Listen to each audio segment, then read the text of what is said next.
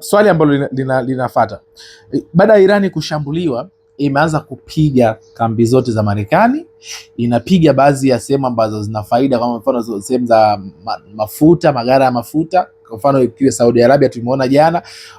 Wengine wameanza kulaumu pia kwamba sasa mbona kama mnaanza kuharibu tena, sasa tukose wote. Kwa nini inakuwa ni hivyo? Na kwa sababu gani? Ya Saudi Arabia, kuna taarifa ambazo tunazifuatilia, imegundulika sio Iran walioshambulia pale. Imegundulika ni Mossad walipiga ili kuchochea vita wazidi kupigana, kwa sababu kumbuka Iran yeye msimamo wake uko wazi, anapiga kambi za Marekani kwenye maslahi ya Marekani. Lakini kama unavyojua wakati mwingine bomu lina macho, likitua limefanyaje? Limetua. Lakini anachokifanya Iran ni kulenga maslahi ya Marekani Mashariki ya Kati, kitu ambacho pia si kigeni kwa sababu alikiahidi mapema, na huwa pia anafanyaga hivyo katika vita vya siku zote. Piga kambi za Marekani zilizopo Qatar, Dubai, lakini sasa makombora mengine of course pengine yanakosea, si ndio? Na ndio maana tuliona jana waziri mkuu waziri wa mambo ya ndani nadhani wa nje kama sijakosea, Israeli alalamika akasema Iran wameua watoto 30 na Iran wakasema na wenyewe kule wameua zaidi ya watoto 100. Kwa hiyo saa nyingine lengo sio mabomu hayana macho. Lakini kikubwa zaidi ni kwamba kwa nini Mashariki ya Kati inachafuka? Ni kwa sababu Mashariki ya Kati nchi nyingi zina kambi ya Marekani. Marekani amejenga kambi nyingi za kimkakati ambazo pia hizo kambi nyingi zimejengwa kwa ajili ya kumlinda Israel, maslahi ya Marekani pamoja na kumdhibiti Iran. Kwa hiyo anachokifanya Iran ili na yeye awe na uwezo wa kushambulia kwa usalama, na yeye apunguze ukali wa mashambulizi ya Marekani, anazipiga zile kambi, kwa sababu akiziacha zile kambi itakuwa ni rahisi kwa zile kambi kumshambulia yeye Iran, kwa sababu kumbuka ni kambi za Marekani japokuwa zipo katika nchi tofauti tofauti ambazo si za Marekani. Kwa hiyo Iran anafanya vile ni kama kujilinda, cha kwanza, lakini cha pili ni kujaribu kumpunguza nguvu Marekani, kwa sababu ukizidi kushambulia zile kambi za Marekani Mashariki ya Kati, automatic unapunguza ulinzi wa Israel, kwa sababu kumbuka Mashariki ya Kati kuna vikundi vingi sana ambavyo vinampinga Israel, ila uwepo wa kambi nyingi za Marekani na nguvu kubwa ya Marekani kule Mashariki ya Kati kumesaidia kuvinyong'onyesha hivi vikundi. Ndio maana tunasikia sasa hivi vimepungua. Kuna Hamas, tutasikia Hezbollah, Taliban sasa hivi wamechukua nchi kabisa, Daesh wamefutika, wapo lakini wako chini na vikundi vingine, kwa sababu kuna kambi nyingi sana za Marekani. Kwa hiyo Iran kama anazidi kuzizofisha hizi kambi za Marekani, maana yake pia anayasaidia ya makundi mengine kuweza kufanya mashambulizi kwa urahisi, na ndio maana umeona Hezbollah na yeye alishambulia kambi za Marekani. Baada ya hapo Israeli naye akarusha bomu kwenda Lebanon. Sasa ndio maana ya Mashariki ya Kati kuchafuka, kwa sababu Iran ana vikundi ambavyo vinamsupport, ambavyo Marekani wanavita ni vikundi vya kigaidi, ila Iran anavitambua kama vikundi vya harakati na vyama vya kisiasa. Kwa hiyo hawatakubali kumuona Iran ananyong'onyeshwa mwenyewe, kwa sababu Iran huwa pia anawasaidia pale ambapo huwa wanaingia kwenye matatizo. Kwa hiyo na wenyewe wanajaribu kujibu, na huku pia Marekani na Israeli wanajibu. Hiyo ndio maana halisi ya Mashariki ya Kati kuna waka moto. Okay, sawa. Pengine sasa hivi kwa vitu unavyoiona, kwanza unaona mataifa yakiungana kuweza kuishambulia Irani, kutokana kwa sababu Saudi Arabia alijaribu kuigusia hiyo, kuzishawishi nchi zingine. Itafanyika kunavyoona vita vinavyoenda? Sidhani, ingawa mambo yatabiriki, maana kusema haitofanyika, ikifanyika wabongo watakuja hivi. Hii ni vita, lolote linaweza kutokea muda wote, lakini tunapima matarajio kulingana na hali halisi jinsi ilivyo. Iran ni kama kavurugwa. Ukisema nchi zote ziungane kumshambulia, nimekwambia kumbuka, na ndani ya hizo nchi kuna vikundi vidogo vidogo ambavyo vinamuunga mkono Iran. Tutashuhudia mambo ya kujitoa mwanga, na sidhani, kwa sababu Iran ana silaha. Sidhani kama kuna mtu angependa kuingia tena kwenye ugomvi na Iran, kwa sababu kumbuka Iran akisema anashambulia Qatar, anashambulia kambi ya kijeshi ya Marekani iliyopo Qatar. Hana ugomvi na Qatar, yeye anapiga kambi ya kijeshi. Sasa Qatar kwa sababu tuungane na Saudi Arabia kuipiga Iran, naye ataanza kupiga Qatar. Qatar umewekeza muda mrefu, umetengeneza nchi yako, kwa nini uingie katika ugomvi na Iran kwa sababu ya Marekani na Israel? Kwa hiyo ukiangalia ni hesabu ambayo haizikaniki, labda kama watalazimishwa na Marekani pamoja na Israel, kitu ambacho sikioni, kwa sababu moja wa mataifa upo, ingawa wakati mwingine unakoona meno, ila kuna jitihada za makusudi ambazo zinafanywa. Hata kama hawa Iran na Israel sasa hivi hawapikiki chungu kimoja, basi hao wengine wasiingie tena katika hivyo vita. Nimeona kutoka Marekani maswali yamekuwa ni mengi sana. Kuna wanaosema kwamba Marekani imebadili mbinu ama malengo ama kusudio lake la hii vita, kwamba ilikuwa ni regime change, na sasa hivi wanasema kwamba nataka tuharibu tu vinu vya nuclear. Nini ambacho kipo katikati hapo? Unakumbuka nilikuambia mwanzo, Marekani na Israeli hawana uwezo wa kuipiga Iran, na kama wangekuwa na uwezo wangeshafanya hivyo siku nyingi. Na nikakuambia kwamba uwezo wa kuipiga ni tofauti na uwezo wa kushambulia. Ulisema yes. Yani kuna kushambulia na kuipiga. Kupiga ndo kushinda, yani nimekutandika sasa hivi mimi ndo ninakutawala huko chini yangu baada ya kupiga. Yani kuna tofauti ya kupiga na kushambulia. Israel na Marekani ili kumpiga Iran ni kubadilisha system ya utawala wa Iran, sababu ukisema unaharibu hiyo uranium vinu, swali haribu mwezi wa 6 kwenye vita vya siku 12 walipiga Nazis, walipiga Isfahan, Tabriz. Mbona leo wamerudi tena? Maana yake sio umeona Iran anaendeleza. Utaharibu tena leo, afu utaiacha system ya Iran vile vile. Si utarudi tena siku mwaka mwingine, maana si wataendeleza. Sasa itakuwa tu ndo mchezo ule bado Iran anamkomalia Marekani. Maana yake hapo nani kashinda? Bado Iran kapigwa. Itakuwa hajapigwa, maana si serikali yake bado imebaki na bado sheria zake zinaendelea. Kwa hiyo kama Marekani ataamua kufanya hivyo, Iran atakuwa amefanikiwa kuizuia serikali yake isianguke. Na yeye ndo atakuwa ameibuka kuwa kipaumbele kwamba nimejilinda, bado naendelea kubaki. Sawa. Swala la Marekani kupeleka baadhi ya ndege zake na baadhi ya vifaa vyake, kwa maana military base na nini, vitu vya kupeleka Cyprus, unasema wengine wanaichukulia kama sehemu ya Marekani kukimbia vita, na kuna wengine wameanza, nilimwona Trump alikuwa anailaumu Uingereza kuchelewa kukubali kuweza kupeleka vitu vyao pale, na ukiwasikiliza Spain pia wamesema haungi kabisa hii vita namna yote hata moja. German pia nenyewe hataki. Nini unachokiona hivi? Watu wataka kuharibu nchi zao. Irani sasa hivi alipofika hana cha kupoteza. Na wewe mwenyewe unafahamu hivyo. Yaani hana cha kupoteza. Na hao kina Spain, German hawana uzoefu hivyo na vita. Mara ya mwisho wa Spain wamepigana lini? Mara ya mwisho Wajerumani wamekuwa lini kwenye vita? Sasa Iran mara ya mwisho kitoa hii vita hapo wamekuwa vita mwezi wa 6 tu mwaka jana. Niko moto. Sasa watu wengi hawapendi kuharibu nchi zao. Watu wanapambana na uchumi. Kwa hiyo hamna maana ya kuingia katika vita vya Iran kwa sababu ya Marekani na Israel. Kwa hiyo kila mtu anaangalia nchi yake kwanza. Kwa nini uende ugombana na Iran kwa maslahi ya Israeli na Marekani wakati haja kushambulia na wala Iran ana tatizo na wewe? Kuna haja gani ya kwenda kufanya hivyo? Nakumbuka Iran alipo pale hana cha kupoteza. Sasa kwa nini ufanye hivyo? Kwa hiyo hakuna maana. So nchi nyingi zinajaribu kufanya hivyo ili kutojaribu kupanua mzozo, kwa sababu Iran anachukulia nchi yote ambayo inamuunga mkono Marekani ni kama inapigana naye, kwa sababu iko vitani na Marekani pamoja na Israel. Kwa nchi nyingi hazitaki kuonekana hivyo, kwa sababu Iran ana cha kupoteza, na Iran ana makombora ya masafa marefu ambayo yanaweza kufika maeneo mbalimbali. Swali langu la mwisho kwa siku ya leo, kabla pengine labda tutatokea mbeleni huko, vita unavyoviona mpaka sasa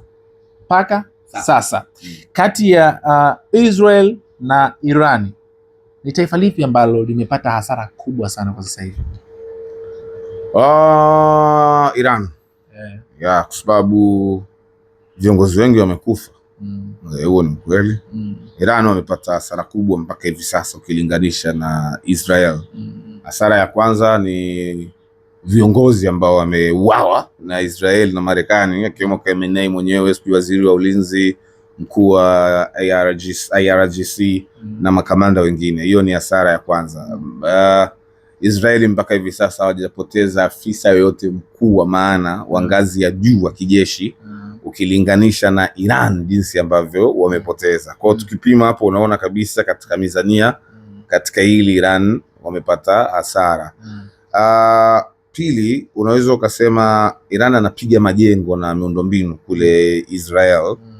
Lakini sasa target za Israeli zimekuwa za kuumiza mno, hata kama shambulii mara nyingi kama ambavyo anafanya Iran. Yakipiga anapiga kwenye sehemu za nuclear zile, akipiga anapigia kwenye shirika la utangazaji la Iran. Kwa hiyo Israel anafanya target fulani za kuinyong'onyesha Iran. Iran yeye anapiga of course kwenye kambi za Marekani amenyong'onyesha, lakini kuishambulia Israel anaishambulia. Ile ukipima sasa hasara Iran bado amepata hasara kubwa. Sasa majengo hata Iran pia yameharibika. Ile sasa ukiangalia kwenye umuhimu Iran amepoteza vingi muhimu ukilinganisha na Israeli. Ingawa hivyo alivyopoteza tusahau havijamfanya kutetereka vitani, kwa sababu hata kama ni ndege za kivita Marekani na Israeli wenyewe wamepoteza. Kuna ndege pia na zenyewe zimedondoka. Sasa ukichukua hasara zote, sijui majengo, ndege, watu, bado utaona mizani na kaa upande wa Iran. Upande wa Iran nakumbuka sasa Iran pia anatumia fedha nyingi sana kurusha yale makombora, kwa sababu kumbuka makombora yake anarusha sehemu tofauti tofauti. Yeye Israeli anarusha tu sehemu moja. Kwa hiyo ukiangalia pia hata kwenye uchumi, kwenye hasara, Iran bado anatumia nguvu nyingi zaidi ukilinganisha na Israeli. Kwanza karusha makombora mengi zaidi, lakini pia pili au makombora mengi hajarusha tu kwenda Israeli, anayatawana Qatar, UAE, Bahrain, sijui Jordan. Zote hizo ukipima ni fedha zinatumika, ni gharama zile. Kwa hiyo ukija kwamba hii vita imetuingizia hasara kiasi gani, bado Iran ametumia nguvu kubwa mno, anapambana mwanaume. Nimesikia pia bunge pia limeshambuliwa. Walishambulia bunge, ingawa madhara hayajawa makubwa sana. Lakini sasa kwa kumalizia, pengine hasa Zungu, unaiona wapi hii vita, inaisha kipindi gani? Mazungumzo yamefeli. Nimesikia Trump alitaka mazungumzo kwa mara ya 3, Irani hawataki kabisa. Uongozi mpya ambao unauona Irani pia utaweza kusimamia ile misingi kama ulivyozungumza hapo awali? Mimi sina shida na system ya Iran, misingi inasimamiwa. Ndio maana Ayatollah Arafi ana cha kupoteza, ametoa misimamo mikali mno. Nakubali yule ana misimamo mikali kuliko Khamenei, kwa sababu maarufu wake ameupata kwenye ualimu wa dini. Yule sasa ni mwanazuoni, ni mwalimu mbobevu na kipenzi cha watu wa Iran kwenye dini. Anaijua dini kweli kweli mno, na ana misimamo mikali kweli kweli, kwa sababu anaijua siasa na dini vibaya mno. Ndio maana amekuwa na kauli kali, yana hata siku 5 ofisini, na ni wa muda tu. Ndio maana anavyopeleka moto. Mimi sina wasiwasi na system ya Iran. Kuniambia vita itaisha lini? Mimi sijui, ni ngumu kutabiri, lakini tunaomba Mungu ishi. Ila kwa sasa bado nadhani, hebu tusubiri mpaka leo ni Jumanne. Leo Jumanne. Angalau basi masaa 48 hivi tunaweza tukapata mwanga. Sijui itaisha, lakini baada ya siku 2 hivi nadhani tunaweza tukaanza kupata mwanga. Kuna hapa hii inavyoenda hivi, kuna mtu tayari kashashikwa, kuna namba at least baada ya masaa 48 nadhani tunaweza tukapata mwanga, kwa sababu sasa hivi mashambulizi bado yanaendelea. Iran anashambulia, Israel anashambulia. Lakini kwa kumalizia, ili ulilizungumza mwanzo pia, unajua nimekuuliza swali special kwa sababu wewe ndo mchambuzi ambaye uliligusia sana ili unajaribu sana kulionya hili. Watanzania wengi, sijajua ni uelewa ama ni nini, wengi wanashangilia tu kipigwe, lakini Mheshimiwa Rais umeanza kwa kuzungumza hapa kwamba mafuta yamepanda kwa 13%. Ulaya 50% imezungumzwa. Uchumi wa dunia kutokana hii vita, hasara yake ikoje sasa? Kwa kumalizia pia utaongezea pia kuna ndugu zangu wako pale airport wanafanya kazi, wameniambia kuna ndege za Emirates zina siku zaidi ya 3 hazitembei. Mashariki ya Kati anga si salama. Mashirika mengi hayaendi kule. Kiufupi tu Mtanzania wa kawaida elewe kwamba mafuta yanahusikaje. Si simple tu. Ili ukanunue nyanya sokoni, ile nyanya inatoka kwa mkulima. Mkulima ile nyanya anapeleka sokoni na nini? Na usafiri. Sigari, magari, malori mengi yanakuja hapa Dar es Salaam, yanatoka Iringa huko sio wapi, si ndio? Yayo magari yanatumia nini? Ukipandisha gharama za mafuta zikishapanda duniani, mwenye gari naye atapandisha gharama za usafirishaji, kwa sababu automatic gharama za mafuta zimepanda, si ndio? Mwenye gari akishapandisha atamwambia mwenye nyanya, kama uko unasafirisha kwa shilingi 10 sasa hivi ni shilingi 13 kwa sababu mafuta yamepanda.